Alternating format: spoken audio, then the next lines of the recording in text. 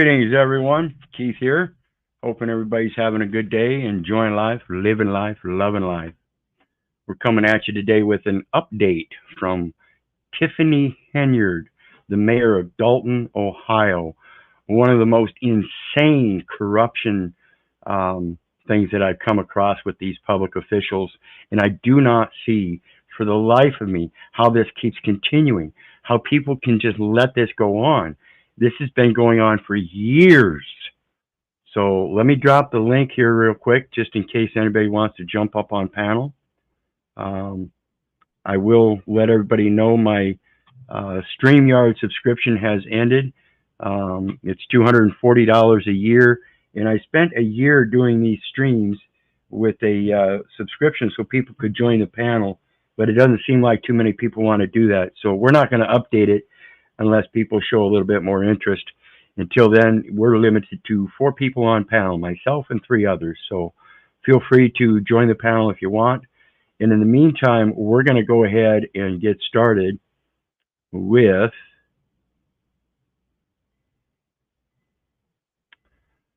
video here. We're going to go over a couple videos. I think I got 2 or 3 videos. Yeah, a couple videos. Actually, let's start with this one. Hey, stop training people in person to make money as a personal trainer. This one here is 2 former Coffee City officers indicted. And this is going along the same kind of thing. And I just want to show that this is not the only case. This stuff goes on daily in every community out there. This is a usufruct system, and they will use everything they can that doesn't belong to them because they have no material assets themselves. So the people, as far as the entities go, but the people that operate those entities, these mayoral governments and the county commissions and the state statutes and the federal codes, these are all people that are in a usufruct system. And none of those fictions have any assets. They're corporate fictions that can't have assets because they are fictions. The only thing that can have assets is something that is real, and that is the living soul, the one that operates or administrates all of these things. And so the usufruct system, they're regulating everything for their own intents and purposes. And so they will do everything in their means to take everything from you, and then throw you in jail if you try to stand against it. So it's very important to understand how those mayoral forms of government operate, the county commissioner operates, the state statutes operate, and the federal codes operate, as well as the ability to rise above all of those in an international forum. And that's what we're dealing with. We're dealing with local community people that are taking everything from you because you don't know the power of being a prophet unto the nations. So let's take a look at this first one. A grand jury has indicted 2 more former officers of the disbanded Coffee City Police Department. Yeah, the latest charges are for alleged misconduct in Harris County before they were hired in Coffee City. Jeremy Rogowski has the latest development in his exclusive investigation. Investigators say this latest case highlights the problem of so-called wandering officers. Cops who get fired from one agency get hired by another, only to get fired there and somehow get hired yet again. And this is relative to this Tiffany Henyard, who has a criminal past and somehow was elected to the city council as a trustee, served on the city council as trustee for a number of years, making all kinds of complaints about the mayor following the order and construction of the codes and everything. And then she was elected mayor herself and now is pulling the same stunts that prior mayors were pulling that she was accusing them of. So she just took over a pattern of practice. And this is what it is. It's a pattern of practice. And you're the one that's doing it. You are the one ones that are allowing this. You, as residents and United States citizens who are voting these people in, are not comprehending your capacity and therefore are subjecting yourself as being subjects of them by voting them into office. And while Tiffany Henyard placates that she's running the city for her residents, demands that her residents pay taxes, and then won't give financial statements of her use of the taxes that these people are paying, and then turns around and denies the trustees access to those financial records, and then turns around and starts raising taxes, and also at the same time, while promoting herself in this office on billboards, which is an unlawful use of money for her personal advertisements. You people allow this. The indictments stem from a 2021 traffic stop in Northeast Harris County after a citizen complained that Precinct 3 Deputy Constable Cassandra Garcia coerced him into searching his car for drugs. The complaint was made to our Internal Affairs Division. It led to an investigation of the deputy and her conduct. Precinct 3 Chief Deputy Kirk Bonzel says that investigation revealed Deputy Garcia used her Harris County email account on several occasions to send sensitive law enforcement information to someone not allowed to see it. We have no idea why or for what law enforcement purpose this was sent outside of our agency. And who was on the other end, the receiving end? The other end of that email was an individual by the name of John Jocelyn. Who is John Jocelyn? He bounced around between 22 different police departments in his nearly 30-year law enforcement career. That is pathetic. How do you people let him do this? You're the ones that call the police.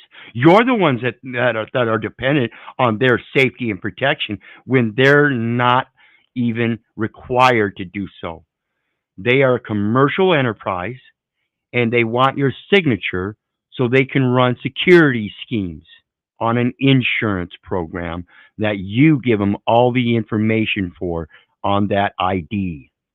You are the surety, and that's what that ID says, in case you don't understand that.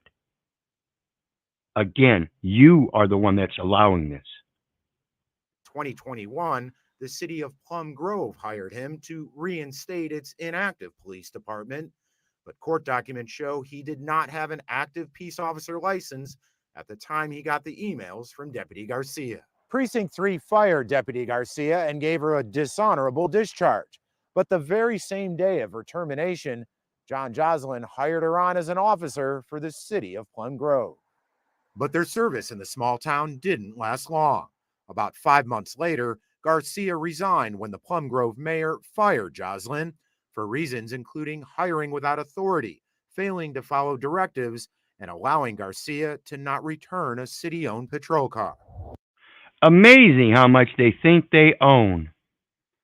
Again, it's a usufruct system, and once they get to use it, they deem it theirs. And unless you know how to get it back and correct things and get them out of there, have them fired or put in jail or prison, whatever, they will continue the corruption. And again, you allow it. The next month, both of the embattled cops got picked up as reserves for the Coffee City Police Department. The small Amazing. Less than a month later, they get picked up for reserves for another department, while other people that have legitimate talents might get fired and then spend months looking for another job. These communities are readily waiting for people like these like this to hire. And this is going to play an important aspect in the Tiffany Henyard thing we're going to look at. Small town routinely hired officers with troubled pasts. And after KHOU 11 investigates exposed the practice, Coffee City shut down the entire department. It's very frustrating. Shut down the entire department. It's a pattern of practice. And the pattern of practice that they use is dependent on the pattern of practice that you induce, or you are induced into. Either way, you are the one that's doing the initiation. You are the one that's blatantly just signing shit because of belief without actually knowing. Trading. Chief Deputy Bonzel says hiring so-called wandering officers is a disservice to the community and the citizens an agency serves. When you get guys that are repeatedly fired from different agencies and they're still out there walking around wearing a badge, it's almost a disgrace in some cases. And Grace. It is a disgrace. And it's a disgrace. What he's talking about here is it's a disgrace upon the community. And that means it's a disgrace upon all of the people of the community, because it's the people of the community, again, that allow this. It's you that allow this. And there's yet another twist to this story. Last month, the Plum Grove City Council voted to rehire John Joslin after he threatened to sue the city for wrongful termination. Now, you see what happens there. An officer that used to work for them, and they fire him, and he threatens to sue them, so they rehire him. Now, the everyday citizen that threatens to sue the police force because they've kidnapped one of their brothers or something, they turn around and kidnap the one that threatens to sue them. This is pathetic, people. I urge you to wake up and learn.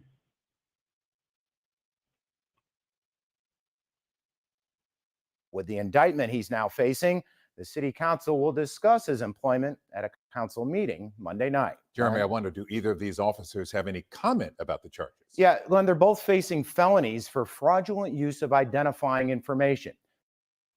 Identity theft. Joslin's attorney. And again, that's because you placate that you need an identification card because you don't know who you are and can't plainly state it with your mouth. I am one of the sons of God. I am a child of God. And anyone caught stealing one of the brethren of the children of Israel and making merchandise of them shall be put to death. You shall put evil away from among you. And it's because you don't. That's what says they have no problem kidnapping you, because you don't know what it is. Again, I urge you to learn. He has no recollection of receiving the offensive reports and reason to have them, going on to say there is simply no evidence that John Joslin did anything wrong.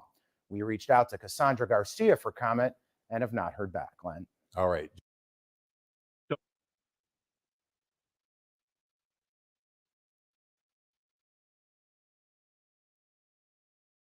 The next one we're going to look at here. Greetings, Russell. Greetings, bro. How are you? Good. Good. Yeah, well, people fail to realize these people say that they're a representation of the people, so they're representing you people. Yeah, is that how you people would want to act? And is that what you really want to leave our children and our grandchildren for their future? That's the value you want to leave? Absolutely, and that's what I say. It is that identification is what the representation is, and that's a displacement of the true representation of yourself. Seems irresponsible. Right, you're putting forth a fictional character as if though it's you, and they're going to do it. You can do anything you want to a fictional character. You can kill it, you can murder it, you can slice it up, whatever you want, because it's fiction. You cannot harm fiction. You can harm, damage, and injure the people that operate and administrate the fiction, and that's exactly what they're doing. You're administrating that fiction. You got that fiction from the state. The state owns it, and they gave you authorized to represent it. But if you don't know what the representation is supposed to be, then you're misrepresenting it, and they're going to use that against you. Anything you say can and will be used against you in a court of law. But if you learn how to speak truth right from the start, if you want equity, you must first bring equity. That means you can't represent falsities. That means you can't represent a fiction. That's the falsity. These people are no different than the wizard in the Wizard of Oz. The only difference is they're hiding behind a corporate veil. Absolutely. It's called piercing the corporate veil. And that's by proving that that fiction is not you. It is in personam. And the thing is the license. And that's what the state courts represent is in rem, the thing. And you gave them the thing. Okay? So they're going to administrate that. In the meantime, you are still operating under in personam because you don't know that you're not the person. So think about this stuff. And again, I urge you to learn. Now, this next one is Mayor Tiffany Henyard promotes police officers who failed their exams. She chose police officers that failed their exam over police officers that passed the exam. Ladies and gentlemen, welcome back to the latest episode of What the Hell is Going On in Dolton. As we dive, we need a spotlight in this video right now. The ramifications of promoting police officers who have failed their exams. Yes, I am not joking. This decision by Super Mayor Tiffany Henyard isn't just a blip on the administrative radar. This is a move with far-reaching and potentially grave consequences. So let's get into it. So I received this email talking about this story on Facebook, and I could not believe my eyeballs. But seriously, I really can't say that because at this point, there's nothing that could surprise me when it comes to the super mayor. So thank you to that special person who sent that message to me on Facebook. Dolton's dangerous gamble, promoting unqualified police officers, threaten community safety. In a shocking display of regard for the safety and well-being of the community, the mayor of Dolton, Illinois has made a perilous decision to promote new police officers who have failed to pass the police exam. To add insult to injury, the mayor bypassed the officer with the highest score, raising serious questions about the competency and the integrity of the promotion process. The coroner. Absolutely. Absolutely. If you want to go to a nice family restaurant and have a nice, good meal, then you would expect that they would hire the best chefs and the best waitresses and all of that. You wouldn't expect that they'd hire the lowliest. You wouldn't expect they'd hire a guy that sits in the back and picks his nose and wipes it in his rag. You don't expect that kind of shit. Yet that's what they are doing. And you eat it all up, just like a family restaurant. Cornerstone of any functional and just society is a law enforcement system that is both effective and accountable. By bringing in officers who have not met the minimum qualifications, the mayor is jeopardizing the safety of the citizens in Dolton. Policing requires a high level of expertise, training, and ethical conduct, and cutting corners in the recruitment process puts the entire community at risk. I'm gonna put the link to this article. Absolutely. A link to this story. You put yourself at risk below. But that's put crazy. yourself at risk. Imagine you put your living in children, Dolton, a community like many others. You put your children at risk, moms and dads. You put your children at risk when you sign up at that registration counter at the hospital to give birth. You better learn to stop it.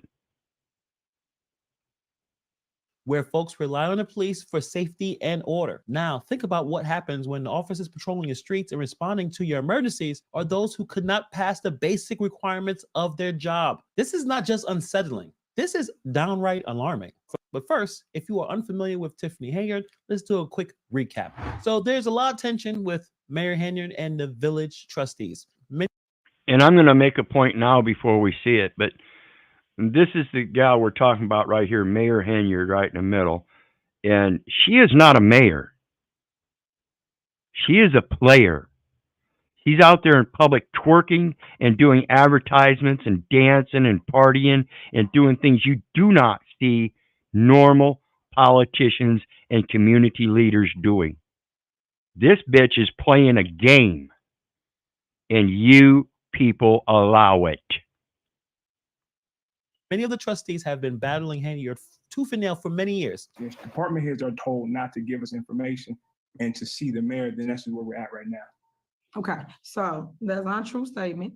And if they tell you to see me about something or whatever, you guys can call my phone and get it Come on up, Joe. The resolved. link's down We there. can play this game because I don't understand why y'all not paying an attorney, but you guys want your attorney, but don't want to pay the village attorney. Even attempting to initiate a recall, which was shut down in court. But why are they going into such extreme measures to take her down, you may ask? Well, as it turns out, Henyard's administration.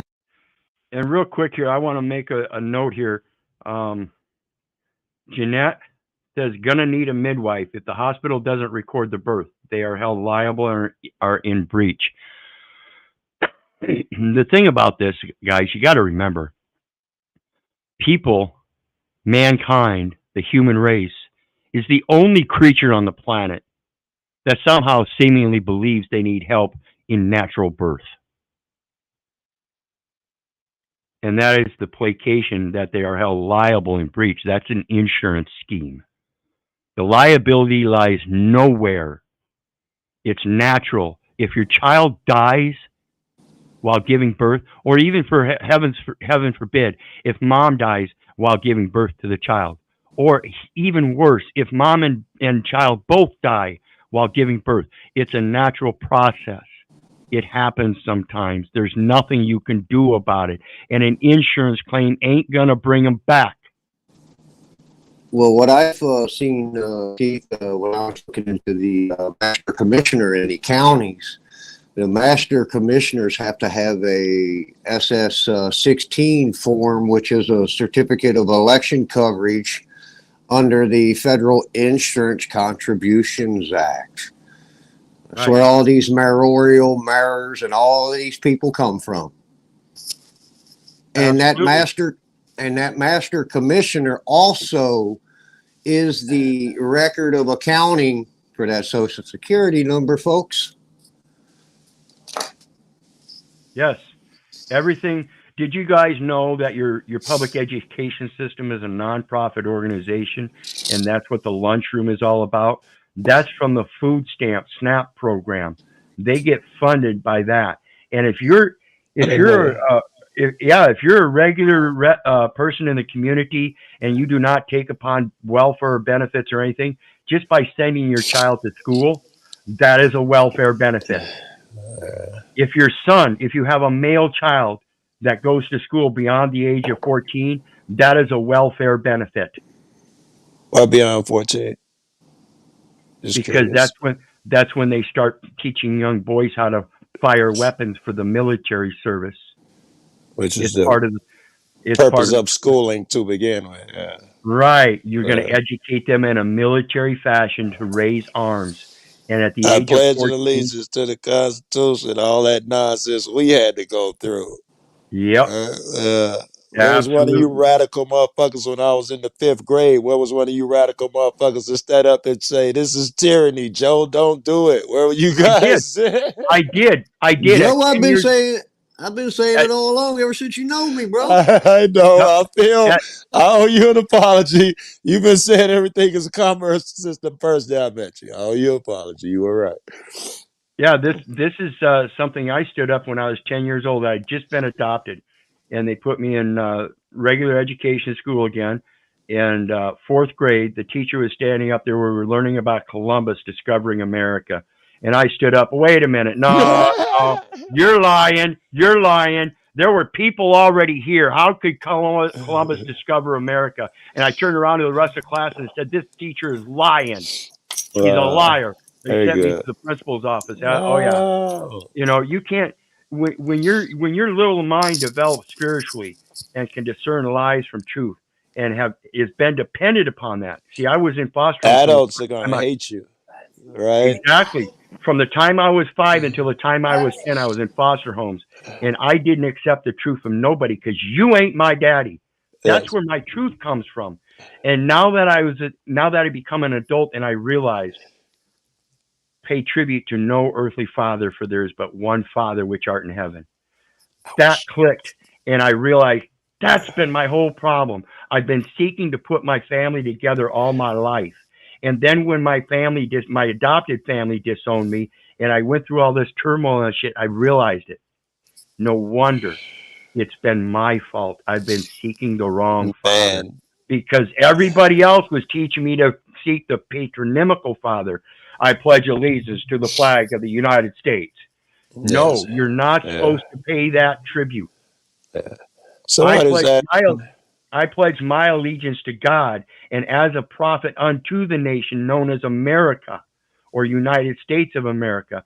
I will give them that allegiance as long as they accept my consideration in the word of truth. If but they that's don't, not American. they are the enemy. Right. Yeah. If they don't accept my word of truth, then they are the enemy. Oh, you muted, right? All while careful to maintain good works. Yes. Yep. Titus 3:8. This is a faithful saying that I will, that thou affirm constantly, that he who believed in God be careful to maintain good works. Very good. These things are profitable and good unto men, I believe it. and nothing else. Somebody Nothing was else. asking yesterday, but we was probably at Jackson. The conversation was, we need some leaders. Don't we need some better leaders? Well, you guys fall on that shit. Absolutely. That's the militia. In case you guys don't understand the construction of the Constitution, when you elect a president, he is commander in chief of a military. That's commercial. Gotcha. And you can ask Congress and every president in the past, is the militia the one that commands the commander in chief? Is the militia, excuse me, I used the wrong term here. Is the militia the one that directs the commander in chief in his operations, Is that true? administrating the affairs? Absolutely. Wow. The commander in chief. Just put a P in front of residence. Yep. You have to be a resident before you can become president. They preside over a thing. Yep. So let's get back to it. Has been criticized by using Dolton police as her private security and blocking access to vital financial information. We have to operate as a village. And if they continue to spend money that we don't have, it has to come from somewhere. They want to spend our money and they want our vote and don't want to tell us what they're spending the money on. We've been locked out of office. We've been locked out of systems, but guess what? We're still here.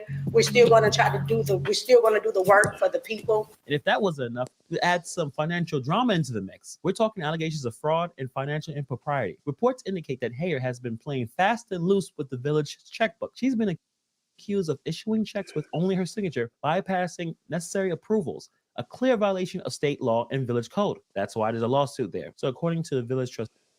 Hey, Yes. I don't know if you guys are aware. Since she got there, she added an extra $1 million. The security budget was $600,000 for the city. Now it's $1,600,000 because she got 8 fucking armed guards and off-duty police and shit following her around. $1 million bucks for her fucking security. To protect her while she does all her advertisement, partying and twerking. Yes, in the name of what the fuck? What's her registered agent's name? What I forget. I forget. I don't know the resident agent. You talking about her lawful name, Maynard? I don't think. Yeah, he's the one that is behind Henyard. Henyard, that's it. That's this clown did. She did. She said she was gonna raise money for breast cancer. But all she did was did a political event like Wizard's talking about, where she did a bunch of campaigning. They all threw on pink sweatshirts that said breast cancer and all the signs with campaigning. Did a bridge walk. Stayed in first class hotels, first class fights everywhere, hundreds of thousands of dollars, and didn't, as far as they know, didn't raise a cent for breast cancer. Yeah, $150,000 for a fucking vehicle at like 28% interest. That's something an 18-year-old does. Right. And dealers do. And this is one of the things with intelligence. If people knew what was going on and knew how to operate a bill of exchange, you wouldn't need mayors. You wouldn't need city councils. You'd be able to offer up your own bills of exchange to help the community, because everything is done on charity, and charity begins at the home. So how does the community receive charity if it's coming from the administration? It doesn't. That's a tax. And again, folks, if you think there's a separation between church and state, Wrong, because those churches are subjecting themselves to the state under a 501c3 for C3. tax. Yeah, That's right. that's not separation of church and state. That's the conglomeration of church and religion. Look Or on excuse your me, greenback. politics. Right, politics and religion. Look on your greenback and see if there's a separation of church and state. See if the money you spend don't say in God we trust. And where's your separation? Absolutely. Well, and that Federal Reserve note, folks, is not money. That's a security. It is So, not money. I think it even Like, say on that note of debt, don't it? I think it even say yeah, on the it's a bill, this is a right. debt It's a note. Federal Reserve note. A note is a promise. It is a tangible medium between the exchange Yes, a of money, promise. Yeah, which is gold and silver. right. People forget that, and they encourage us to forget that, man. Yeah. But they don't forget because I hear they got tons of gold and silver stored. Well, it doesn't even matter, gold and silver, actually. Gold and silver is considered an asset, so you can use any asset to equivalate to gold or silver. This is the private side. I hear you. The public side uses gold and silver as a base medium. I understand. Trustees, Henyard's spending habits have plunged Dolton into some serious debt. We just look up and we're paying for stuff, and Well, it just makes no sense. Let's look at this. Tiffany A. Henyard, keeping my promises, fighting for my residents, fighting for her residents as she demands that they better pay their taxes while That's she right. turns around and writes checks without authorization. They better pay their taxes to me so I can keep writing checks without authorization. That's fucked up. She's just doing what she wants. WGN Investigates obtained copies of statements that reveal village officials have spent more than $24,000 at restaurants in just 1 year. We're not talking about small change here. There's claims that Dolton has $7 million in the red. Hundreds of thousands of taxpayer dollars are reportedly spent on security, taking police officers off the streets, and a lot of other things, like a really nice tie hole that costs about $150,000. When at the end of the day, you're making decisions and spending money and then get mad when we don't approve it because it's not financially sound. I sat here and looked at a lease that y'all paying $149,000 for one of them trucks. You make that's like when you 19 years old and you go get a car and the interest rate 27%. That makes absolutely no sense. You're Please not state making facts. great finance. State facts. Please state facts is what she just said. Watch this. Excuse me? Please state facts. But let me tell you, here it is, Very dated December 27th, Good girl. Good girl. $49,146.20. The interest alone is $55,000, almost $50,000. More than the car. Well, the total cash price is $93,000. She got the top of the line. Oh, okay. And then the interest was well over half of that, almost 1.5 times what they were supposed to pay then.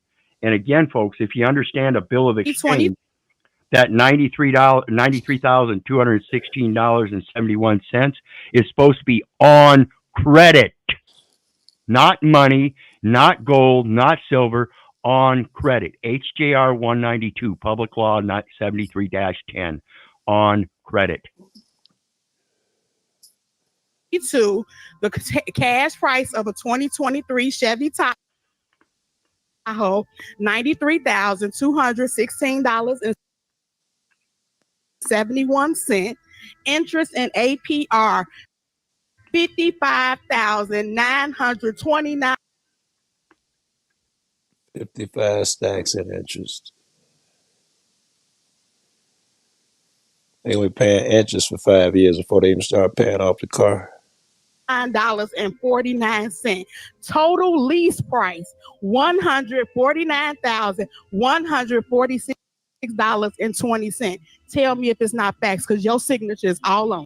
This is the scenario that had a lot of residents and officials. Got her. Ooh, that was a good one. She closed the door. Leg sweep. That was a good one. Your signature is all on it. Sweep the and when you look leg. at this, And when we look at that signature, you'll see it's not a qualified signature. It's a blank endorsement. So let's take a look at it. This is a blank endorsement. All on it. This Tell me if it's not facts, because your signature is all on it. It plainly says got an X and then Tiffany Henyard. There is no qualification in there without recourse, pay to the order of, by. This is not a qualified signature. It's a blank endorsement. And so what they do, this is a gift to the dealership, just like a gift to the bank when you go get a loan. If you don't qualify that signature, the bank takes that document. It's a security instrument, and they take it as a gift, and then they secure it by putting the pay to the order of to the dealership because you didn't. Comprehend how this stuff works, folks. I think I hear what you're saying. Qualified would have mean she would have been paying. She would have been the person who owns the car. Blah blah blah. Right. It would have come out of a credit account, which is the drawing rights you have at the federal discount window to discount what was accounted. Yeah. It's called a balance. It's called a balancing of the books. Greetings, Danielle. How you doing today, brother? Paying attention to the old baby, huh? Shalom, shalom. Greetings and salutations. And that I am. How you guys doing today? Doing well, man. Doing well, Danielle. We're gonna let you go ahead and pay attention to her while we're gonna finish up on this stream here or this video and stuff, and just let us know if you have anything to say. I will. But yeah.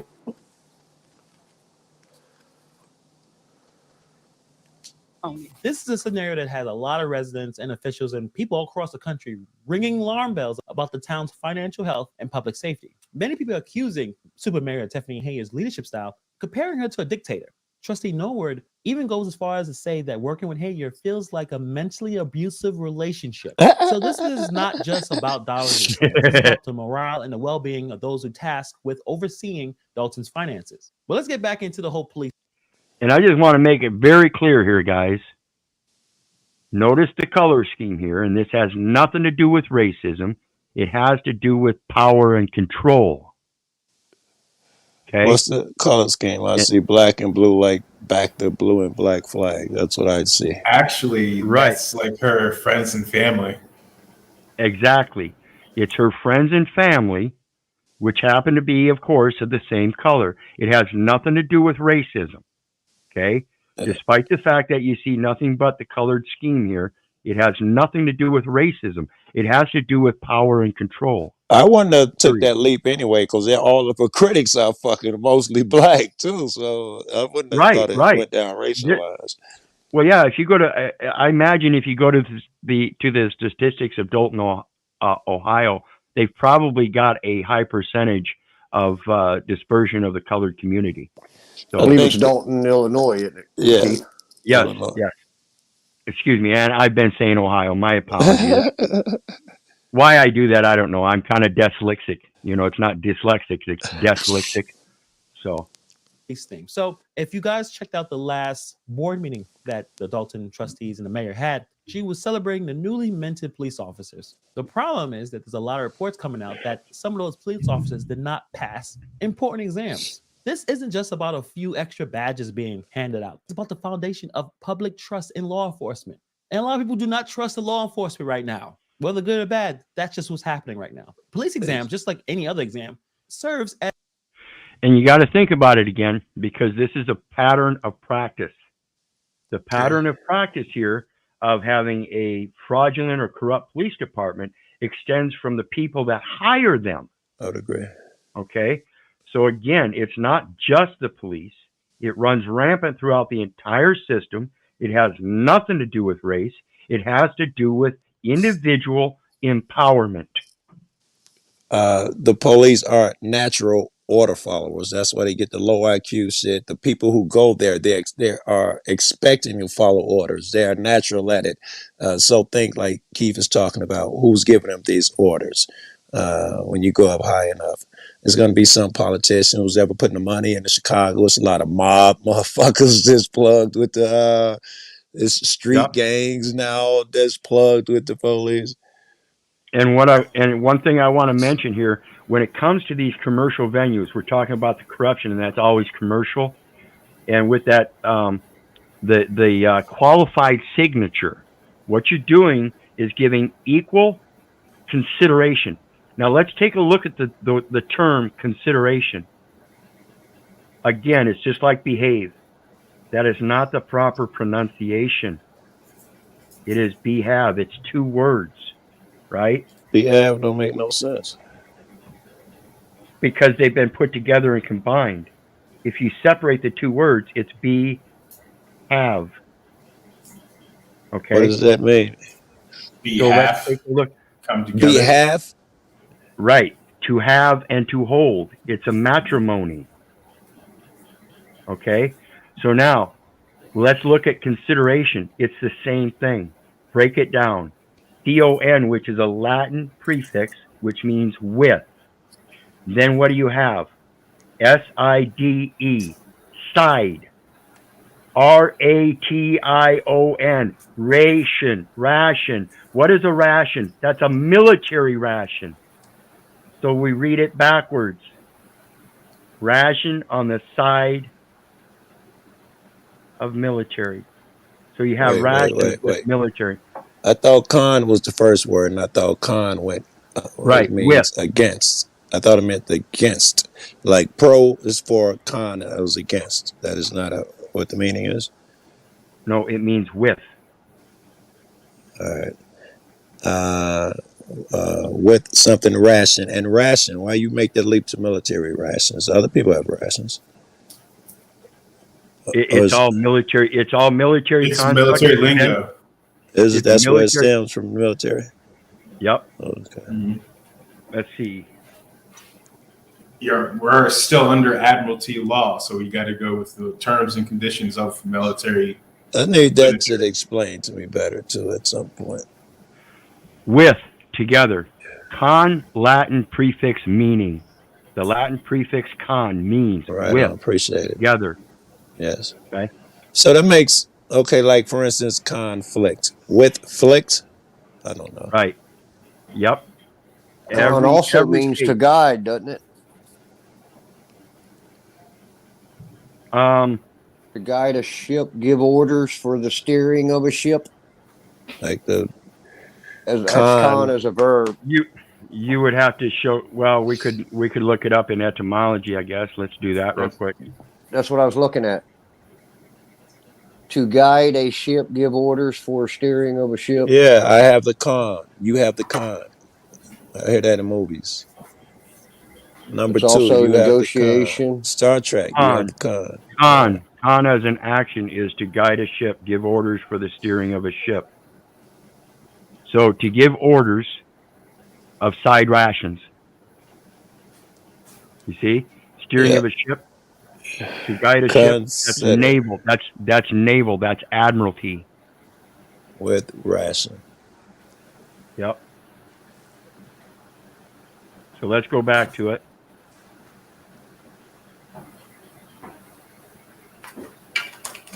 Oops. Yep, okay. As a crucial filter, ensuring that those with the necessary skills, knowledge, and temperament wear the uniform. And when this filter is bypassed, it's not just a procedural hiccup. This is a fundamental breach in the system that's supposed to help us. This is some serious real-life implications. Watch your background, somebody. Thank you. Yeah, so we have serious breach. He mentioned the word breach, and it's breach of contract and trust. A serious breach of contract and trust, both at the local level and international.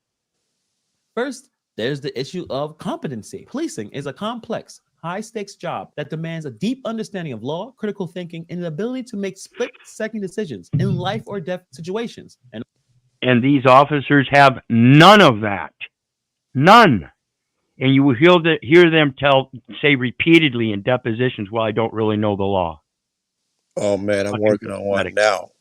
Which is, I was about to mention 3 times. I believe in signs and symbols. I'm working on one now.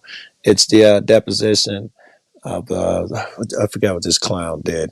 I can't even think of the shit he did. But the guy is so dumb, he don't know the difference. Public, private, reasonable suspicion, um, federal, state. The whole video is just him. The guy's asking, have you ever arrested anyone on federal ground? He has to say, I'm unsure, because he don't know what federal is. Have you ever arrested anyone for trespassing on state ground? You mean out in the open? He said, I mean the lawful writing of the word, blah blah blah. I'm unsure. Oh man. Oh, this guy he came to trespass the guy, and he immediately put hands on the guy, he's like, you're under arrest. The camp so and so told you to leave. Turn out he's the guy who fucking private guy who washes the toilets for the camp. He like, I don't want him here no more. And the police wouldn't Yeah, put hands on him because of that shit. He's like, what was your yeah, probable cause? He don't know what probable that's cause is. that's Lane. He just put out a couple more videos this morning. The Lane first one, Myers. yep, he put out a video this morning, and they struck him. They took it down. So he turned around, and he had already made a full almost 3-hour video, and he shortened it down and gave him a short video, and then they struck it. So he fucking made another 6-minute video denouncing their strike and clarifying what he did, and then reposted his private video from his own files, the full-length video. So, oh yeah, fuck I'm them. going there because I'm editing. That's literally what I'm working on today. I just had breakfast, smoking some weed, gonna hop on panel for a minute and get back to the video. So I'm definitely, hey, wait. Look, Yeah, and I that's got this same shit my man's got there. Yep, and that's what I'm gonna recommend again. Lane Myers. While we're on the topic, go over and check out Lane Myers, LaneMyers, Lane Myers on YouTube. I'm gonna go see the one he posted today and see if it's anything I want to add to the video that I'm doing. Because right now it's mostly about the deposition of that guy, that cop, that young cop, Martinez, I think is his name, or Marino or something like that. And should you resist? And it was an unlawful arrest. Should you resist an unlawful arrest? That's what the video is about. And here's a great example because this cop knows nothing. Why would I be, doing anything to come out of his mouth? He knows literally don't know rash, probable cause, oh my God. No, I'm not listening to nothing you say. Yep, absolutely. An officer who hasn't passed the exam may lack these skills, which can lead to dire outcomes out there on the streets. Then there's the issue of accountability and morale within the force. Imagine a police officer who studied, passed the exams, upheld standards, only to see colleagues who didn't make the grade get promoted. It's a slap in the face to those who take their duties seriously, which could lead to a demoralized and divided police force. And this is where some of the reports are saying that there's certain people who scored higher that did not receive the promotion, did not receive these jobs. Why? What is really going on here? Moreover, this decision can open the door to legal and ethical dilemmas when officers who haven't met the basic requirements are involved in incidents. I can tell you what's going on. Not just their actions that are going to be scrutinized, their entire decision-making. What's that? Daniel, was that Daniel? That was you, right? That was Danielle, and I think he froze up. I'll say he might be froze. Donnie, I don't know if you can hear us, but you froze up. Yeah, he'll have to come up. Yeah. He'll have to drop out and come back. We'll wait for him to come back. We're going to continue on with the video, but as soon as he pops in and wants to speak, go ahead and speak, brother. But you're frozen right now. Process that put him on the streets in the first place. This can lead to legal battles, erosion of public trust, and a tainted reputation of the Dolton Police Department. And this is probably the most chilling and sad consequence when it comes to public safety. Anytime a Dolton resident calls for help, there'll be a lingering doubt about the capability of the responding officers. It's a scenario that could deter people from seeking help when they need it the most, leaving the community vulnerable and fearful. The first question I can ask. I'm not going to oppose that. I'm going to oppose it's going to teach people how to learn to fend for themselves and count on their neighbors. And it might result in a closer knit community. But in that's what's going to bring about a revolution. That's what's going to bring people up in arms. They're going to finally get tired of this. It happened. It's happened time and again over the entire course of history. Not one government has ever been successful. I think Joe said a minute ago about should one refuse an unlawful arrest. Myself, I mean, I'm going to touch on that one because I think it's important. But I myself probably wouldn't resist an unlawful arrest. But I would remind you that justifiable homicide is still unenforceable. So if these people are kidnapping you and threatening your life, cautious. Yep, absolutely. Cautious. There he is. What do you got, Danielle? Sorry, I'm having internet issues apparently. But I was saying what I think is going on is people wised up to the capabilities of the powers we actually have and decided to take the opportunity to seize that power. Just like how Trump pointed out how all the politicians and people that make money have all those big tax breaks and get away with all that stuff. Yeah, I think that's what's going on right here.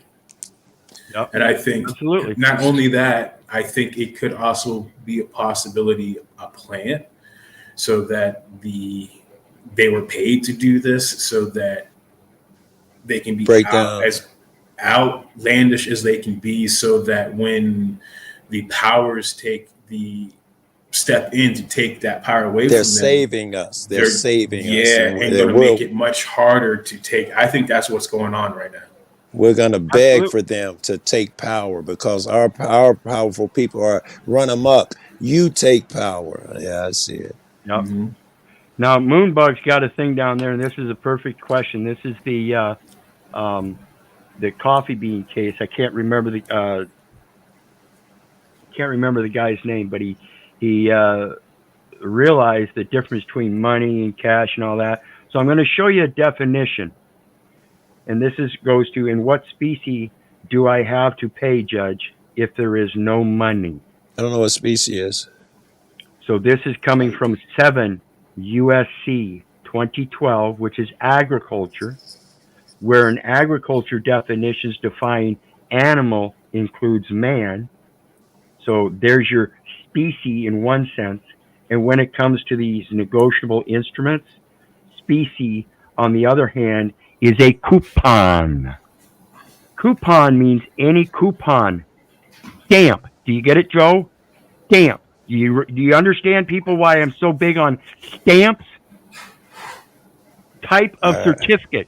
That's the birth certificate. It's a type of certificate.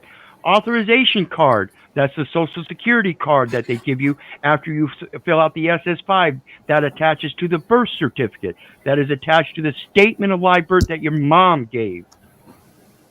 Cash or check issued in lieu of a coupon.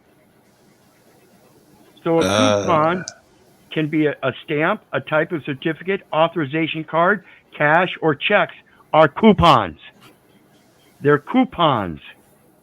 Obligations and other securities of the United States includes coupons.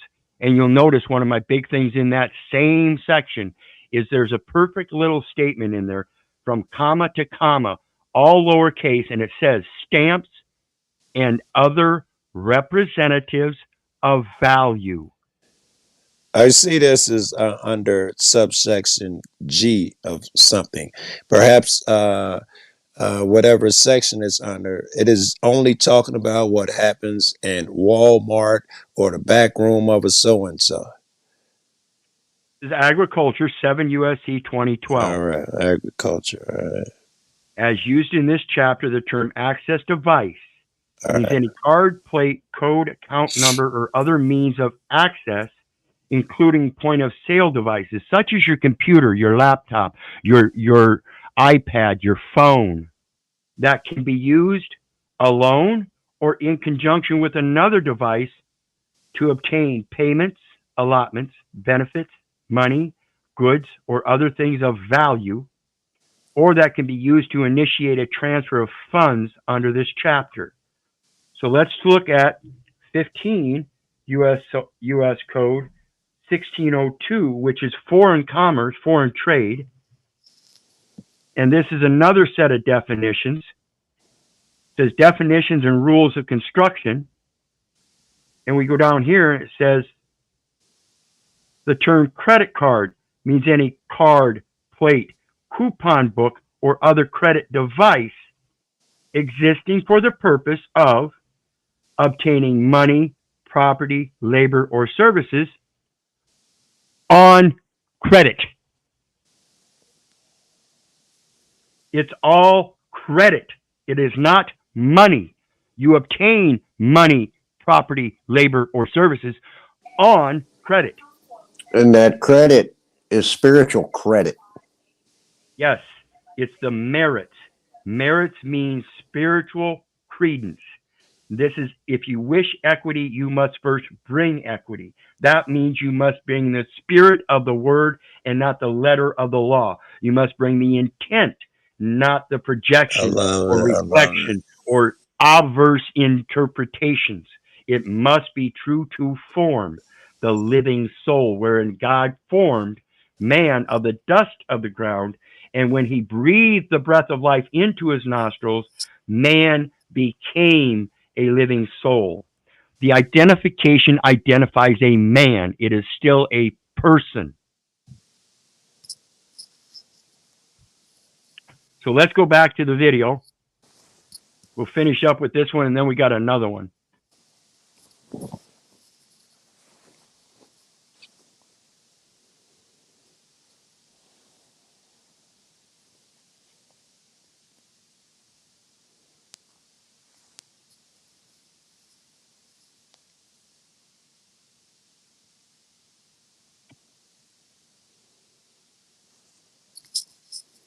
You gotta hire a new IT guy, Wizard. Absolutely. And this is what I'm saying.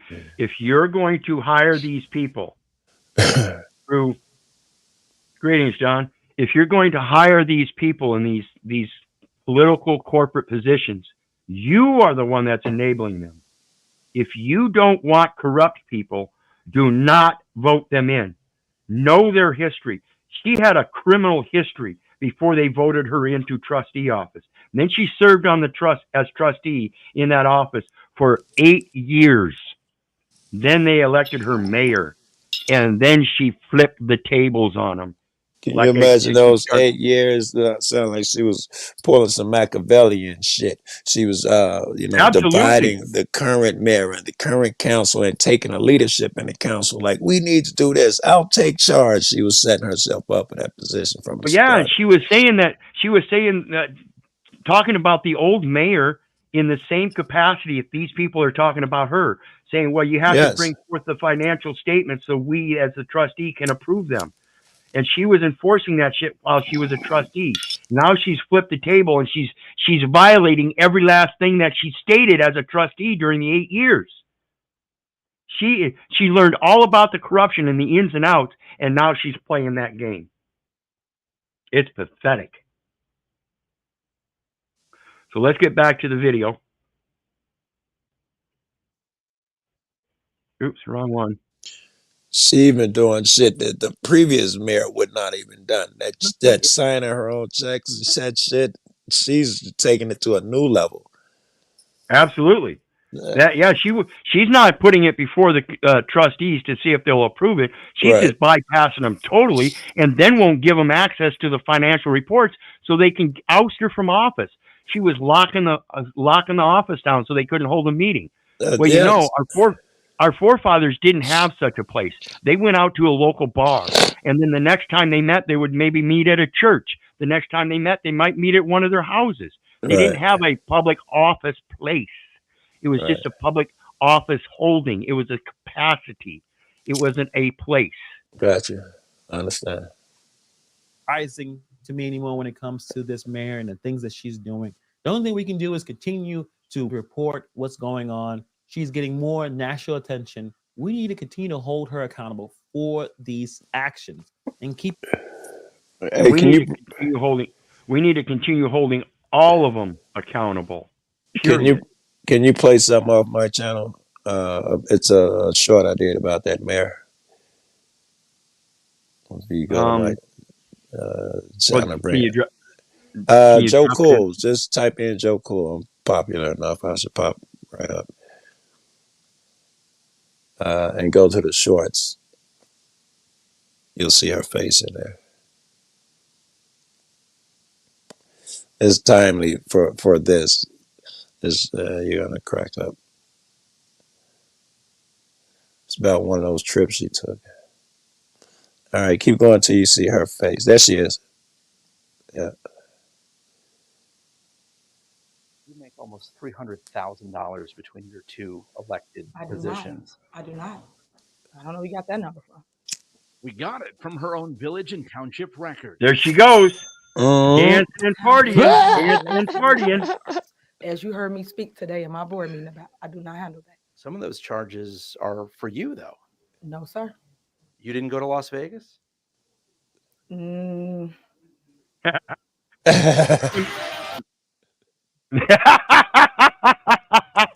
her up in a lie right away. You didn't go to Yes. Vegas? She was totally about to lie, right? She was. Yeah, they're coming after her big time. I heard Yeah, about her and I seen her. Yeah, What's look up, at that Terry? smile on her face as she avoids it. Busted. Yeah. Yeah, absolutely. So, yeah, I she's remember back. that. I remember that. I've Yeah, done so do a couple of reviews on her already, review videos on her already, and it's just that's what these people are doing. They will laugh in your face as they lie to you in the national news media and think that it's just water off a duck's back. And after it's that, pathetic. he asked, did you fly first class? I think he asked her that too. And she's like, next question. I mean, I heard that too, that they had first class, all the rooms were first class, they flew first class. And she got a massive entourage, like 30 motherfuckers with her. Yeah. And you know what's funny? They're hiding right in plain sight, right in the communities, man, right in the heart of the community. Yeah. Is that master commissioner that holds that SS-16 that I said, which is a religious organization. And, it's right there. I don't know I've what heard master stories. commissioner is. Well, they're the ones that hold. Yeah, they That's hold the record for all the Social Security number, all the record of that social. Yep, that's the county commissioner who is a tax auditor, and that is a military position, and that's why they mention federal, state, or municipal officer or agent, and not a county. They're a receiver. A county is a parish. That's the military. That's the military leader and a chaplain. And they're also considered a receiver of public funds.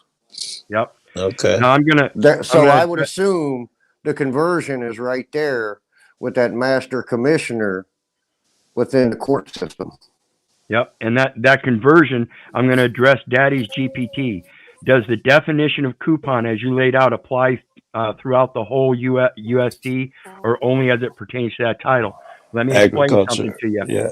The Federal Deposit Insurance Corporation for all banks, for all deposits of money, quote, whatever, is dependent upon the Federal Crop Insurance Agency. This is where all credit extends from, is for them to provide commodities and stuff. It's a conversion at the agricultural level. Animal includes man. They are literally treating you as animals, as a flock, as stock. And that's why they're called stock bonds. And it's your signature, unqualified, because you're a heathen and don't know how to put the correct words on there. Without recourse, paid to the order of Keith Little in all uppercase by and then your signature, and then below that, Keith Little in upper and lowercase, benefactor. That's as simple as it gets.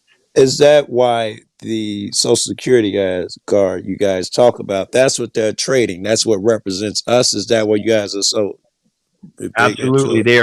They are taking the last name and converting it to a firm name, and the Social Security number, they are converting it to an obligor number. And when they trade your card, your Social Security number, they are trading a promise with that, right? It's logical.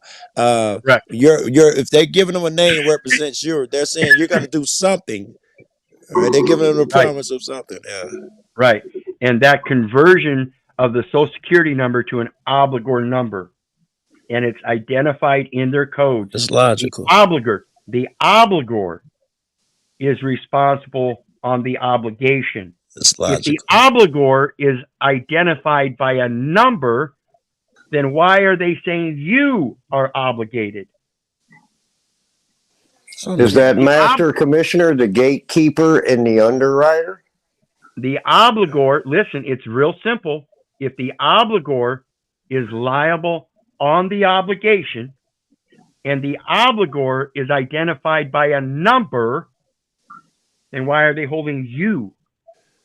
I don't see I don't see why that would be a big deal if it's 100 of us in a room and Joe's number is 13. And then when they call 13, I come in, that number just held my position till I got there. I don't see the sin in necessarily having a number.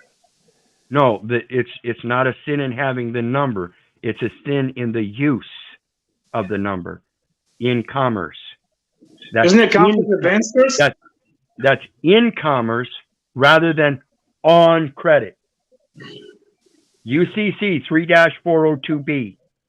If the authorized representative gives an unambiguous authorized signature on the instrument, he is therefore not liable for the person named in the instrument. Oh man, that went over my head. But somebody said right. You got it that way. If you're signing on the instrument, and an instrument is given to you, and there's a name in the instrument already. That's the name of the person. All right, that's what you meant by N. All right. Right. It's in the instrument. They gave you an instrument. The name is already in the instrument, and then they tell you to sign on it. You're not liable on it as long as you qualify that signature without recourse, pay to the order of, all caps name, by Keith Little, the lower caps name, benefactor. All right, now I see where you're going. Yep, that's an agent protection. Because you're volunteering, but you're not really signed in, like he's been saying for years. You're not contracted in properly. Right. The name in the instrument is the agent. You are the representative of that agent. I dig it. Okay, let's continue on. We want to finish up, or no, we just finished up the other one. Yeah, it was the next one. Yeah, it was only short. This is the property tax shell game, and this is what they're trying to cover up. This is, Joe, you remember the towing company? I remember a few different towing companies that we talked about. Pay attention to this. This towing company hasn't paid taxes in almost 20 years. And this is the towing company that's going around towing people's cars and getting money out of the community. And they're a nonprofit organization. They're placating a nonprofit organization. I have seen this one.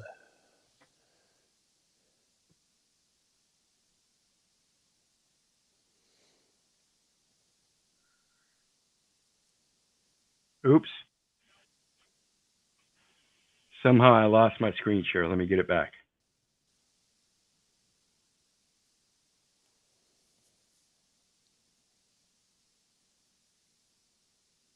What's up, everyone? Hope you're doing well. I know I said in my last video it was a 2-part video, but now it's a 3-part video. I was recording and wrapping up the second part, and then I came across something, so that's on hold. And now I'm working on what I just discovered. I believe this is going to end up tying into part 3. So in my last video, I talked about a property tax shell game. Suburban businessmen linked to Alderman Kerry Austin and a federal investigation didn't pay taxes on properties for years, then bought up $861,000 of their own. Okay, let's make sure that we're clear here. Again, all monetary systems are dependent on the Federal Crop Insurance Administration. That's where they get all commodities. It's called hypothecation. They convert agriculture to a commodity by paperwork. It is known as commercial. It is known as commercial paper, and it has to be deposited in financial institutions to receive its considerable value. And that is all stemming from the gross domestic products that every nation operates on. This is also the base of taxes that are already paid. It is the nation that goes forth, the president that goes forth in a postal Congress to pay taxes at the international level. Those taxes are a percentage of the gross domestic product that is then deposited in the IMF, and that is where in the original extension of credit exists. Okay. Everything is on credit. And when you start putting those credit terms on paper and don't qualify, and if you don't qualify the signature, then that credit gets, you are used as a pass-through and somebody else receives the credit.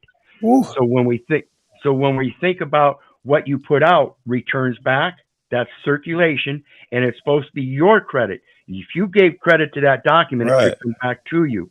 So when it's coming back to you through that instrumentation, you're supposed to know how to put the equal consideration on that so that credit comes to you from the IMF and not as a pass-through. In tangible terms, what are these credits that the government is getting off of me? What how are they using my shit? When you go get a job, Yeah. it's called when you go get a job, it's called an employment. And when you fill out that application and you don't qualify that signature because that's commercial paper, you're supposed to qualify the signature, and it has value amounts on there. It has dates.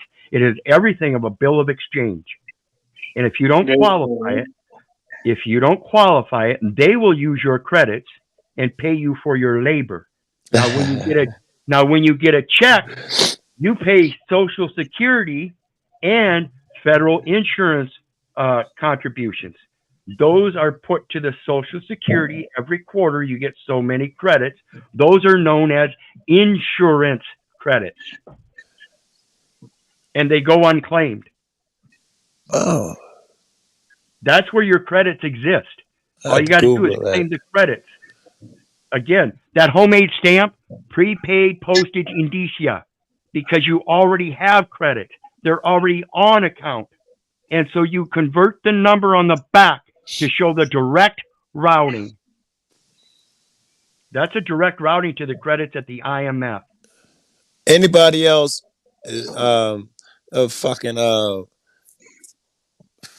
I know you about 5 speed, Russ. You know anything about what he's talking about? You convert your credits. In this case, he's talking about to a stamp. I think he's talking about a literal post office stamp because there you are due credits. Are you familiar with this thing happening? Absolutely. What do you think a stamp is? Remember, the president goes forth in a postal Congress. And again, this isn't the operation of the Constitution of the United States. This is an operation of the Constitution of the Universal Postal Union. And the first article is freedom of transit throughout the entire territory is guaranteed. It's freedom of transit. You don't have a freedom to travel. You have a freedom of transit. Travel is a commercial term. Freedom of transit is part of a treaty negotiation, and that's relative to Psalms 121 verse 8. The Lord shall preserve the Lord preserves your going out and coming in from this time forth and even forevermore. That's the passport. That's called transit. You get to transit from point A to point B without any borders. Why? Because the land shall not be sold forever, for it is his. And ye are strangers and sojourners with him. Now, if he So gets how? to cross this American border, then why are you saying I can't? He's with me. Do you not see him? Do you not hear him? If you don't see your Father in me as an image and likeness, then you don't see me. And that tells me you're not operating under the word of God as that Constitution says you're supposed to. That's most people shit. I should be able to. Absolutely. I should be able to travel through Egypt and not have any problems and shit. But you know, you got to get a passport, Joe. You got to get a real ID. You're a felon. We probably might not let you fly this month. Fucking Egypt. Are you kidding me? What are you here for? How long you gonna stay? Well, that's why you have private communications with somebody in that foreign territory, somebody that you know, and they send you an invite. That's a private contract, folks.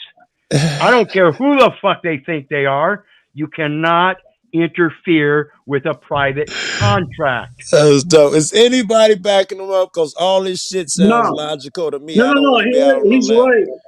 right. Wizard, you're right. But if you go to a different country, they ain't gonna take the invite. I've been to Egypt, I've been to Syria, I've been to other countries. If you don't have a passport, you ain't going nowhere. Well, you may think so, but No, I'm that's just only saying. that Go you ahead. may think so, but that's because nobody's been thinking of options and choices of their own. They're not Maybe that's creating true. remedies. Equity, you have to create your own remedy. Otherwise, if you're following statutes, codes, and rules and regulations, they don't have a remedy for such things. Well, They flow have state when you need them. You have. What do you mean, flow state? Flow need to is hear this shit. Yeah, flow state. We don't need flow state. Flow state needs us. That's Don't what. mix Where it up. is he when you need him? He needs to hear this shit because Yeah, this we is the don't shit he need him. says does not exist. Where is flow state when he needs this? Not when Yeah. we need. I don't need him. Yeah, Wizard knows way more than Flow State on this stuff by far. I mean, there's no. Yeah. I think you guys have taken a whole different argument. I wasn't trying to say that we need flow state here for anything. Flow state, this is the message that he goes against all the time. He says these things don't Absolutely. exist, blah, blah. This sounds like strong evidence. He needs to hear this. That's all I was trying to say. If the Lord shall preserve your going out and coming in from this time forth and even forevermore, and he knew you before he formed thee in the belly, before thou was cast from the womb, he sanctified thee and he ordained thee a prophet unto the nations in all of the lands which is his, which shall not be sold, because you are a stranger and sojourner with him. Then who the fuck is going to stop you? Yeah. They have to resort to an unequitable statute, code, rule, or regulation that says you have to apply in person when he is a respecter of no persons. And if you respect him under your laws of nations, saying that you recognize the scriptures as the foundation of common law. Let me ask you, you're making me think of something. This guy, he gets stopped. He's kind of like Paul with the, don't do the driver's license shit. And his angle was, no, I can't get IDs and stuff. It's against my religion. It's against my beliefs. What do you think about that angle? I hadn't seen that before. I was like, that's brilliant. It sounds like you could use it now to travel. It's my religion. I can't get that passport. It's against my religion. Well, let's show you what I think about that in John 8:14 through 20. It says, Jesus,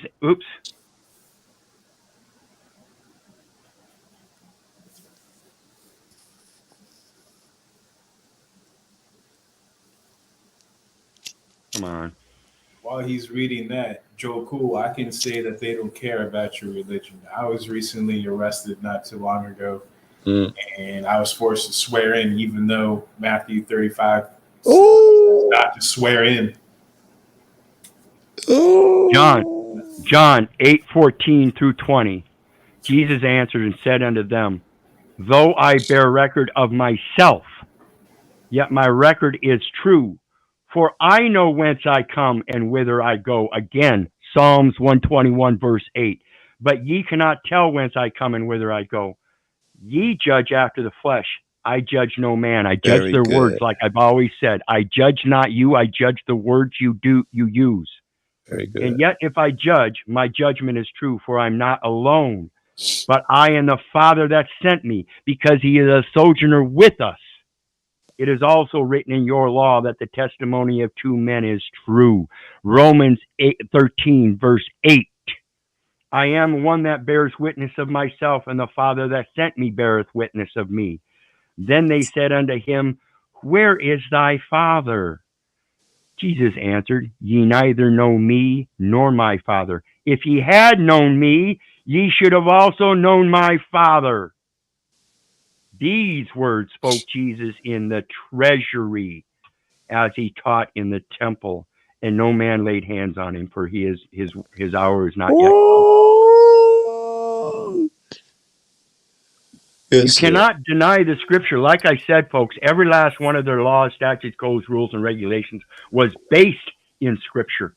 It comes from scripture. Their passport comes from Psalms 121, verse 8. It's a test. The SS-16 that I was talking about says a religious order or autonomous subdivisions of a religious order whose members are required to take a vow of poverty. Yes, and the vow of poverty is not a vow of being poor. The vow of poverty, understand, is that when your cup gets full, you don't dump it into a bigger cup so you can keep filling your own cup. You let it overflow into other people and help quench their thirst. Yeah, that is the vow of poverty. That's relative. That is relative to the parable of the talents. You're not supposed to sit on your talent and hide them from others. You're supposed to let your cup overflow, so that if you go forth with 2 talents, you can come back with 4. If you go forth with 5 talents, you can come back with 10. Very good. And there's the only persons that can file for that SS-16. So you think they're keeping their vow? Absolutely not. I mean, I don't know what people can't comprehend in all of this, to be quite honest with you. I don't know what an SS-16 is. I don't. When you say Look it that up. phrase, I don't know. Look it up. I can't. Look it I'm on up. the phone right now. Well, when you get a chance, just write down Master Commissioner Form 16. Form SS-16. Master Commissioner Form SS-16. I'll put it in the chat. I'll get it wrong right now.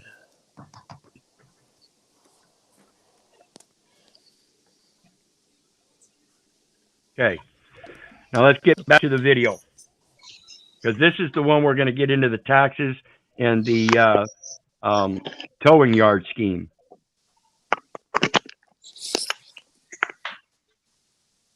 Oops.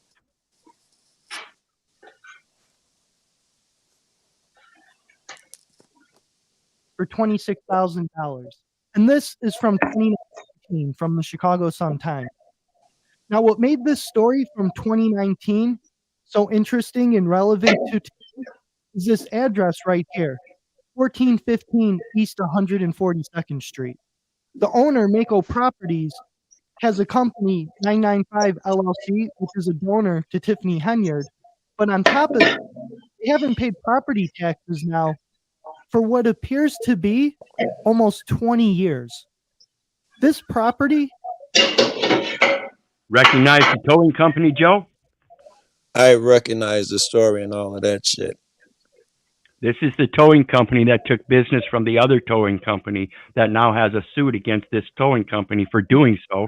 And it's the mayor and the police department. This towing company is the impound lot for the police. And it's Tiffany Henyard that's hiring these police to go out and tow these cars to this lot. And it's destroying this other tow business. Yeah, they said they got them acting out as spotters for this tow company. They can get there faster than anybody else and all of that. Yep. Is also tied to the Dolton police impound lot. Now, there's 2 properties involved, and the other property is relevant in this story as well. And here's a picture of the assessor's map, just to refresh your memory. And if you haven't seen my previous video, the green and red lots are tied to the Dolton police impound lot. they're just owned by separate entities. And if you haven't seen my video about it, I would recommend checking it out because there's a lot of shady things going on. And it's actually a prime example of how to exploit the system legally. Now, for some reason, I decided to see if Illinois was doing a property scavenger sale this year. They do on every. I want to take a moment to address Lenny Malley's comment. I do not recognize their rules. I do not recognize their court systems. They are maritime law, and they are on land, which makes that treason.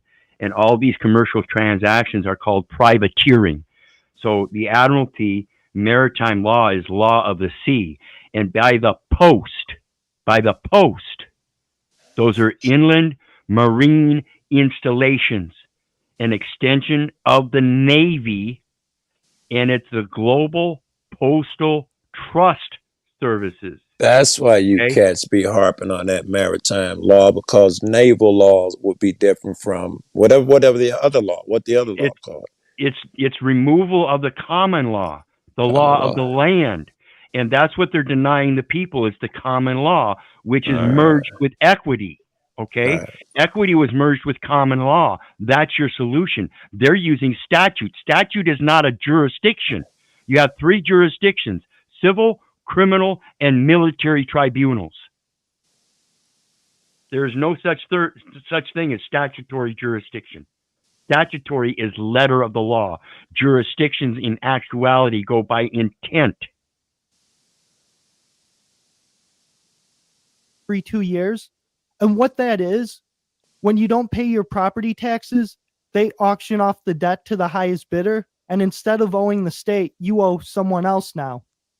For example, in 2015, Mako. It's that hypothecation and pass-through that I was talking about. You're not getting the credits because you didn't qualify the signature, so they hypothecate the security and pay to the order to themselves. That way they get the credits. Properties 415 East 142nd Street had $23,363 worth of tax debt auctioned off, and it sold for $440 to another entity owned by Mako Properties. Now, this is the buying and selling of debt. Okay? There's one entity that's the original creditor or holder of the debt, whatever, and they sell that debt to somebody else for collection. And that's the auctioning off. So somebody else bought that $23,000. In this case, the tow yard, the same owners of the tow yard bought that debt. Right. They bought their own debt for $440,000. Oh, it was their own shit they bought. Right. For $440. That's slick.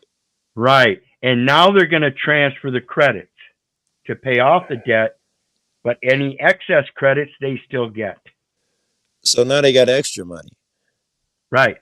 So at $440, they transfer the credits by doing a set-off. So that cannot be right. It look like they just got a free 20-something grand or something. Wait till you hear what they do with the properties and taxes that are just pay attention. Now, this appears to be legal, but it's borderline gray area. You're not allowed to buy your own tax debt back. The thing is, they're technically not. It's a different entity, although it may be. Oh, that was in here. Okay. Oh, I'm sorry. That was with somebody else. They were looking for the cat. Yeah. Be controlled by the same person. They are 2 separate entities. And that's the endorsement. Remember, you pay to the order of Keith Little, all uppercase, and you sign it by Keith Little, upper and lowercase. Those are 2 different entities. Right. That's how they're doing this, folks. I guarantee you. They are taking the credits that have not been accepted yet and then turning around and endorsing them in a different name to buy them off. Well, I can see the argument that you're technically not buying back. Go ahead. You know, what I find interesting is the sheriffs, how, if you look in the sheriff's constitution and the bylaws, it tells you, right, it says right in there, to encourage the protection of the jurisdiction of the sheriffs as a constitutional / statutory officer. Now, is he a sheriff or a revenue agent?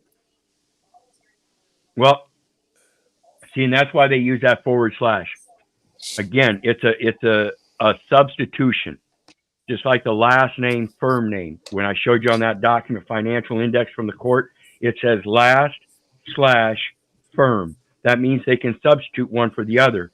And you can clearly see it on that form. They substituted the firm name for the last name, and it was just LITT in all uppercase.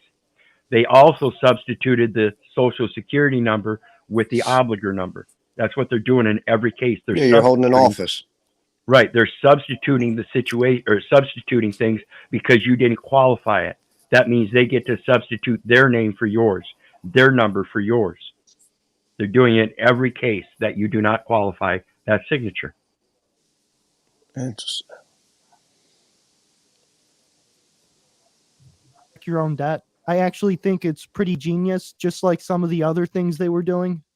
Anyways, when you browse through the list, you definitely see a lot of interesting characters from my previous videos. And one of them, including the mayor of Dolton herself, Tiffany, the woman who's trying to raise property taxes by 5% on all of her residents, isn't paying the property taxes, at least on this property. I don't even know what to say here. She doesn't want to pay her property tax. Absolutely.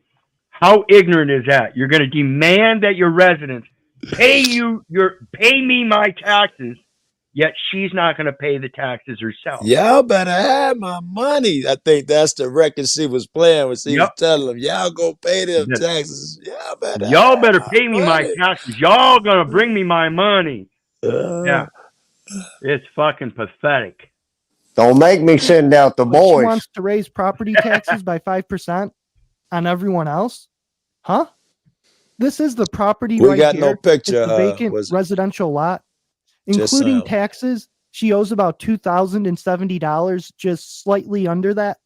As we know, this isn't her first dabble in real estate. I covered that in a previous video, how she had a rental property that kept being deemed uninhabitable. Somehow she was still able to collect the Section 8 rent, while the tenant was moved to a hotel and paid for by the taxpayers on Dolton's dime.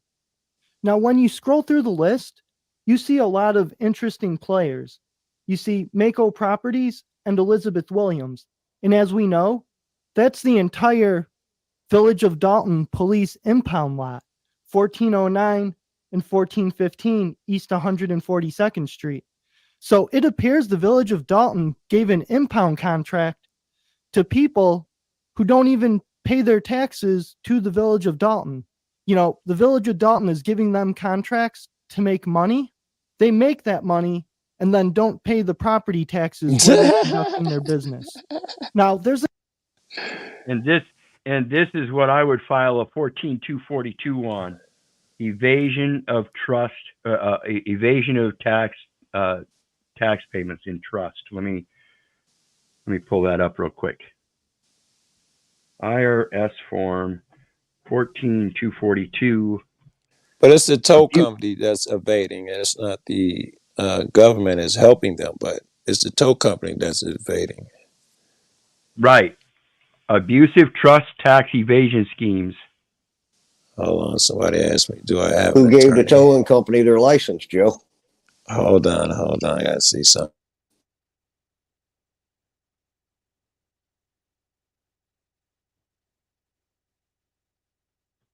This is IRS form 14242. And this can be used in any case. Everything is a trust. Everything is a trust. And if you're not the taxpayer and they're charging you taxes, it's because you and them are purporting that you are the person. And you and your, according to the U.S. Code, means a person who owes a debt to the United States. That is the taxpayer. If you don't owe a debt to the United States, then why are you paying taxes? By paying taxes, you implicate yourself as the you.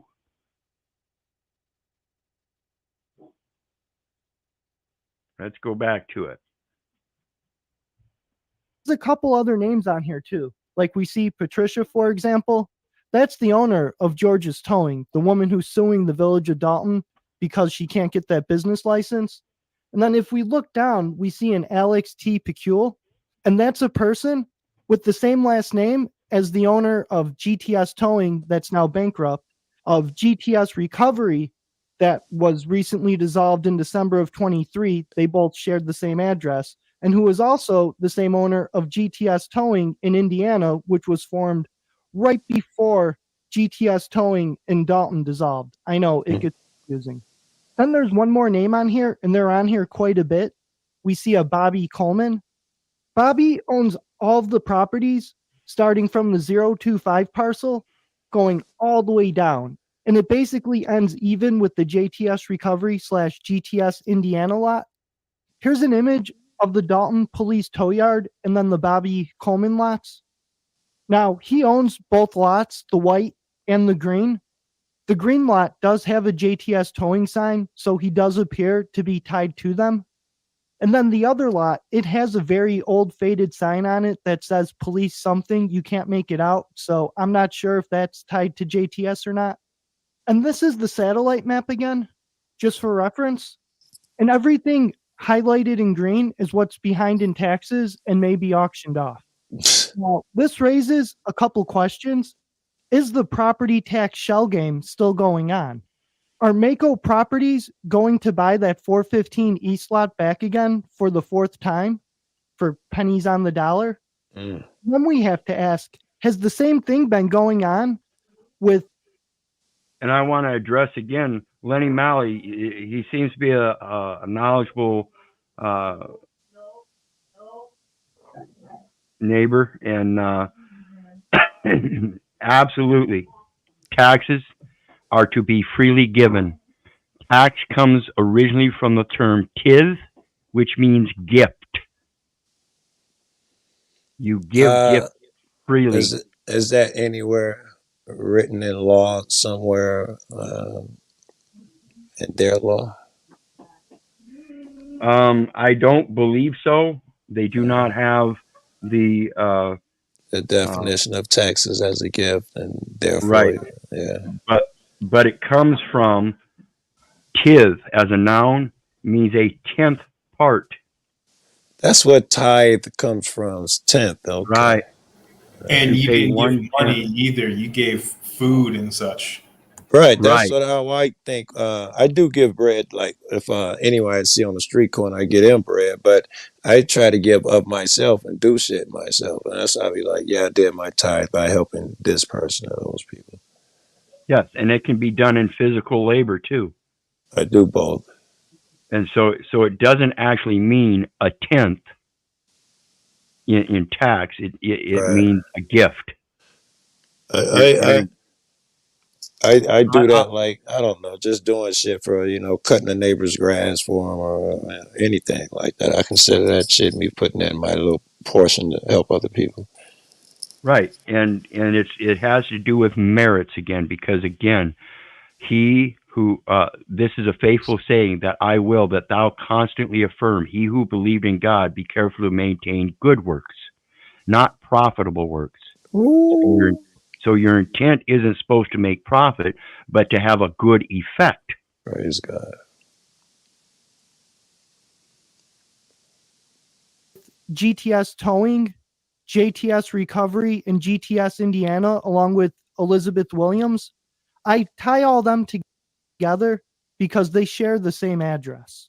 GTS in Dolton and JTS Recovery in Dolton share the same address, and then Elizabeth Williams and GTS Towing and Sons in Indiana also share the same address. I haven't found any proof that they've been doing the same thing as the Nitchkoffs, who own Mako Properties, or the 1415 East lot, but they are connected to them, like their lots are connected.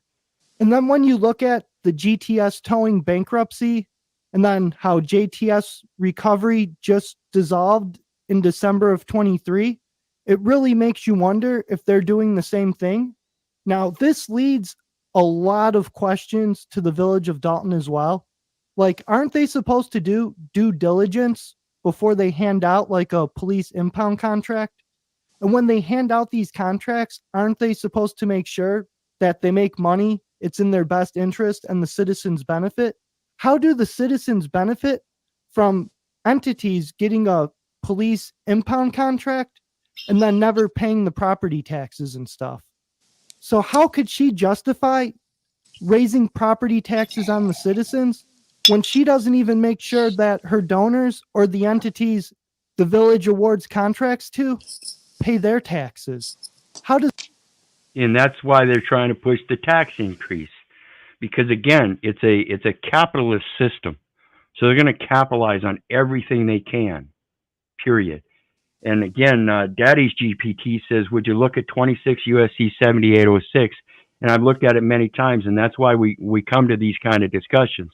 So let's take a look at it, and we'll show you what he's talking about. It says, this is 26 U.S. Code 7806, construction of title. This is the base foundation of taxing.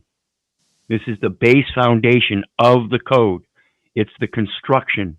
It has to have a foundation. And the foundation clearly says the cross references in this title to other portions of the title or other provisions of law where the word "see" is used are made only for convenience and shall be given no legal effect. So anything referencing taxes shall be given no legal effect. Why is that? Because taxes are voluntary, people.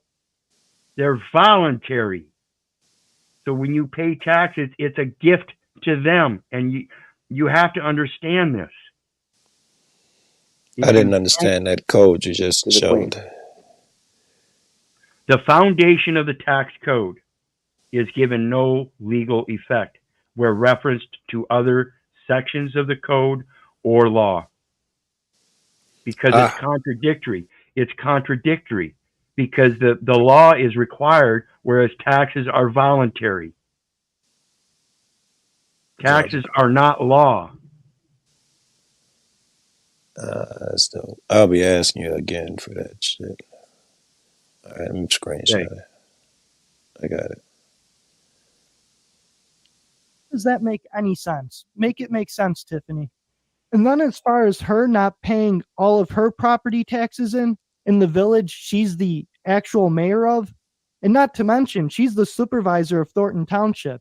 So she supervises and oversees that whole area. Not to mention, it's been reported she makes over $250,000 a year. What the?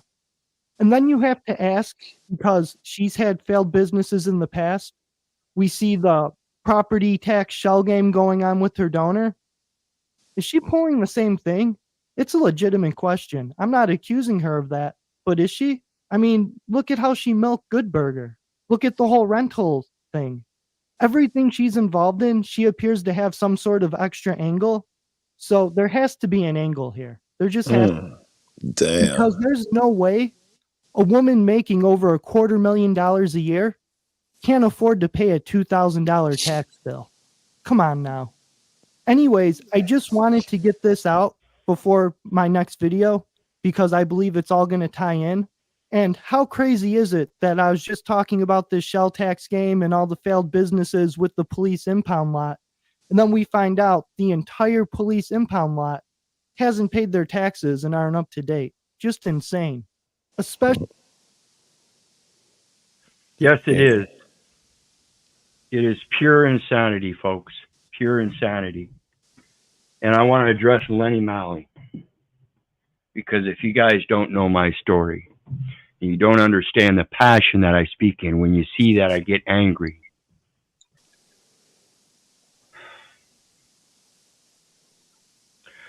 My son passed on of what they call SIDS when he was 6 months old.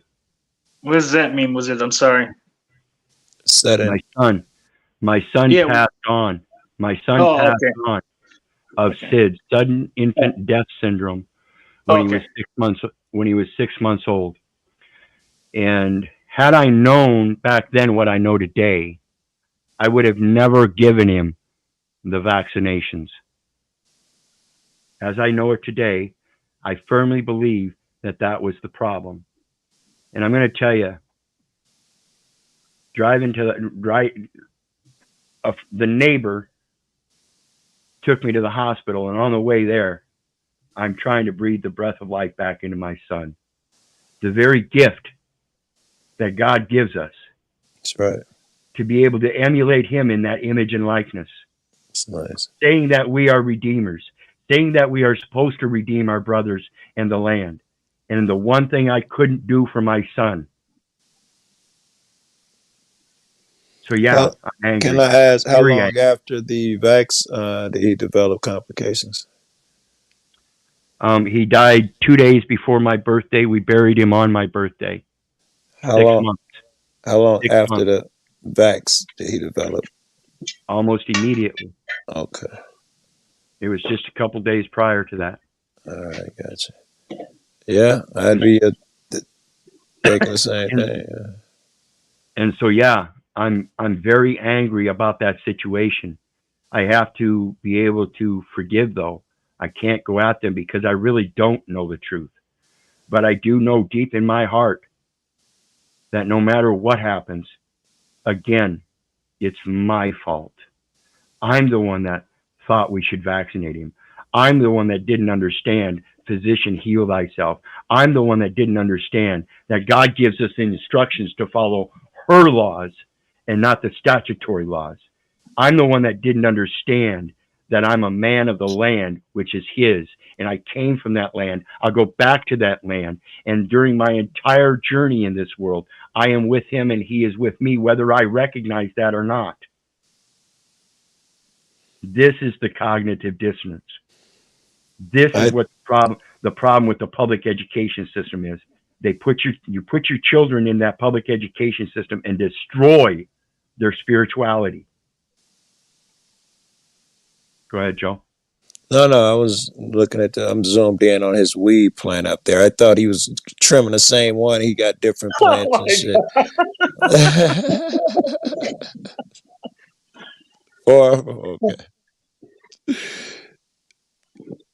So yeah, it's amazing that the corruption continues, but I'm telling you, it's amazing only because the cognitive dissonance is so deep, and it's truly our fault. We are the leaders. We just don't recognize it. We keep reaching out for that earthly king. And again, there is but one Father which art in heaven, and he gives you the immutable promise to seek his counsel.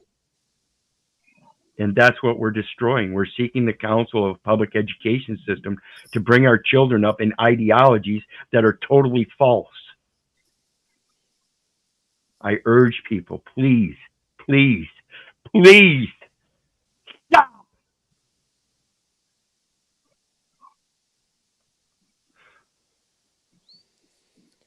All right, buddy. On that note, I'm going to get to work, man. I should have got started.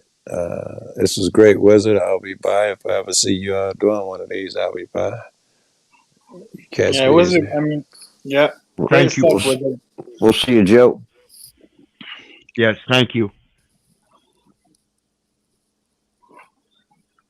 So yeah,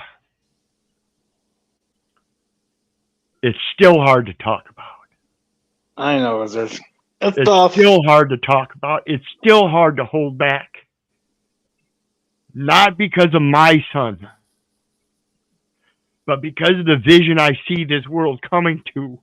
You are destroying your own children.